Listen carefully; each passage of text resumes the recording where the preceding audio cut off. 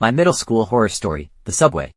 My middle school was built in the late 70s and looked more like a prison than a place of learning. No windows, flickering fluorescent lights, and a basement level we called the subway. It was mostly used for storage, but one Friday, my friend Leo and I decided to hide down there to skip the final assembly.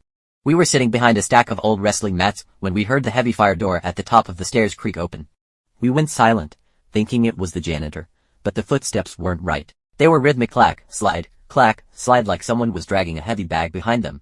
The sound stopped right on the other side of the mats. We held our breath. Then, we heard a wet, metallic clicking noise, like a stapler being slammed into it over and over. Thwip crack, thwip crack.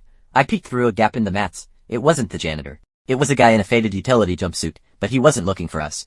He was standing in front of a drywall pillar, obsessively stapling Polaroid photos to it. He turned his head slightly, and my heart stopped. He wasn't wearing a mask, but his face was wrapped tightly in clear packing tape, distorting his features into a terrifying, shiny grimace. He finished the row, stepped back, and let out a long, wheezing sigh that sounded like air escaping a tire. Then, he turned and walked back toward the boiler room, dragging a long, rusted chain. The second the door clicked shut, we bolted. We didn't even look at the photos until we were halfway up the stairs. I snatched one off the pillar as I ran.